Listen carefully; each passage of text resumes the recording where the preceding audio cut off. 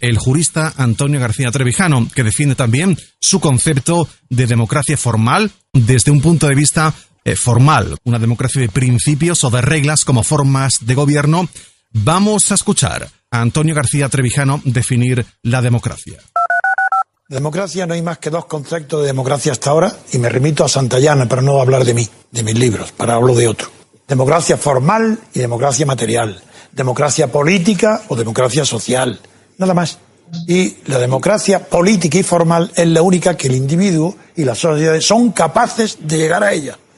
Porque la democracia material o fundamento de gobierno, eso es un ideal inalcanzable, porque está basado en la igualdad.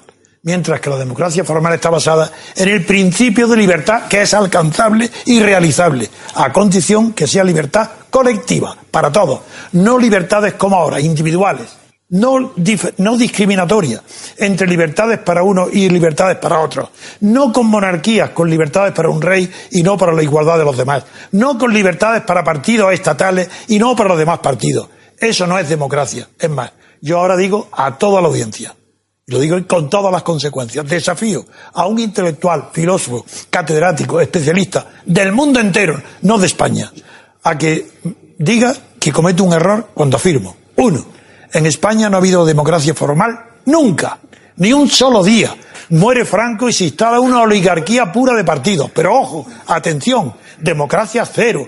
Todo partido político, todo intelectual, todo catedrático que esté hablando de democracia en España está mintiendo, está engañando a sus alumnos, está contribuyendo a la corrupción total que hay en España, tanto de partidos como de ideas. Corrupción, porque no le dicen a las cosas, no las llaman por su propio nombre.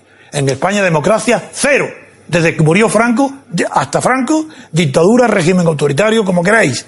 Esto es una oligarquía del Estado, entronizada en el Estado, pagada por el Estado. Los partidos son estatales y según la definición mejor, más científica, de la jurisprudencia europea, que es la del Tribunal de Bonn, de Laifol, estos órganos del Estado, estos partidos son órganos del Estado. Por tanto, están pagados por nosotros todos. Si tú eres monárquico o carlista, estás pagando con tus impuestos al Partido Comunista y estás pagando a Esquerra Republicana, siendo monárquico. Es decir, todos los partidos estatales son órganos del Estado. Una oligarquía dentro del Estado. Por Dios, eso hace 35 años dije, corrupción inevitable. ¿Por qué no hay democracia? Primero, para que haya democracia constitucional hace falta que la Constitución constituya algo. ¿Y qué es lo que puede constituir el Estado no, puesto que es anterior a la Constitución? La nación tampoco, puesto que es anterior a la Constitución. ¿Qué constituye una Constitución? Pues lo que constituye es que el poder del Estado, que antes de la Constitución está unido como un bloque, la Constitución lo separa o divide y hace la separación de poderes.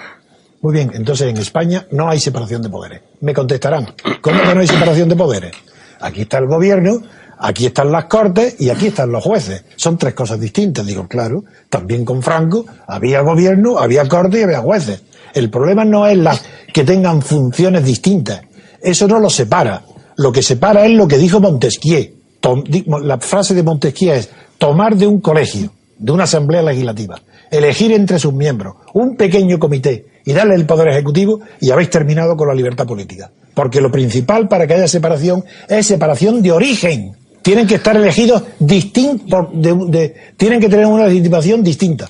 Donde se entra en un parlamento con un banco azul, ya no hay democracia, imposible. ¿Por qué es imposible? Porque el gobierno no puede gobernar, legislar y juzgar.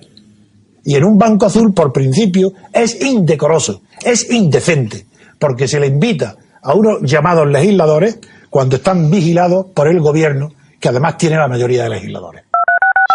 Ahora vamos con la definición que hace Pablo Iglesias. Precisamente este hombre, Pablo Iglesias, el líder de Podemos, no relaciona la democracia con la metodología, sino con la eficacia. Lo escuchamos. La democracia tiene que ser eficaz. Y me decían, ¿cómo que la democracia tiene que ser eficaz? La democracia no tiene nada que ver con la eficacia, la democracia tiene que ver con metodologías. Y yo decía, no es verdad. Y ponía un ejemplo que escuché en América Latina.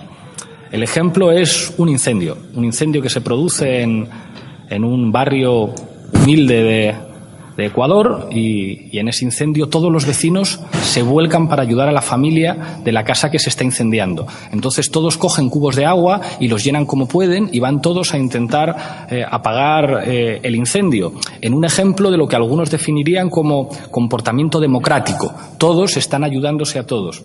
Pero claro, en este ejemplo resulta que al final la casa se quema y la familia muere. Y el otro ejemplo que se ponía era el ejemplo de la eficacia, en el que cuando hay un incendio, en Inglaterra aparece un cuerpo profesional de bomberos y en cuestión de minutos apaga el incendio, la casa se salva sin mayores desperfectos y la familia está perfectamente sana. Y yo decía, la democracia es eso. Y eso tiene que ver con que en democracia es imprescindible que haya servicios públicos eficaces. Una democracia es tal si cuenta con la mejor sanidad pública. Una democracia es tal si cuenta con la mejor educación pública. Una democracia es tal si cuenta con instrumentos para garantizar la igualdad ante la ley de hombres y mujeres. Una democracia es tal si cuenta con los instrumentos para garantizar la soberanía. Y si dices que la democracia es eso, que es lo que realmente es, la democracia, cuando en un papel dice que todo el mundo tiene derecho a una vivienda digna, la democracia es que efectivamente todo el mundo tiene derecho a una vivienda digna y que a nadie se le puede echar de su casa sin alternativa habitacional. Entonces resulta que nos encontramos con una realidad que es más de verdad, y es que aquellos que convierten lo público en mercancías son enemigos de la democracia, que aquellos que privatizan la educación o los servicios sanitarios son enemigos de la democracia, que aquellos que entregan la soberanía del poder a poderes extranjeros, la soberanía del país a poderes extranjeros, son enemigos de la democracia. Y de repente resulta que los demócratas somos más, que los demócratas somos una mayoría social y que el problema es que estamos gobernados por una minoría de defensores del totalitarismo. Eso es lo que significa disputar la democracia. Ese era el objetivo de este libro. Entender que los campos políticos,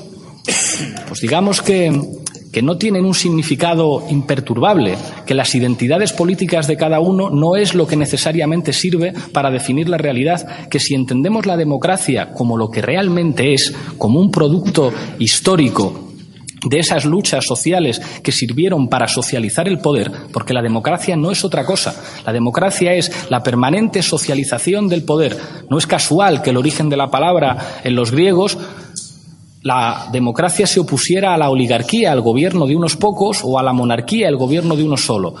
La democracia es el gobierno de la mayoría, y el gobierno de la mayoría quiere decir que el poder está repartido. El poder está repartido cuando estudiar en una escuela no es un privilegio, sino que es algo que puede hacer cualquiera. El poder está repartido cuando poder llevar a tu abuelo o a tu hijo a un hospital no se convierte en un privilegio, sino en un derecho de cualquiera. Eso es la democracia, la socialización de todos esos elementos que nos permiten, en última instancia, aspirar a la dignidad.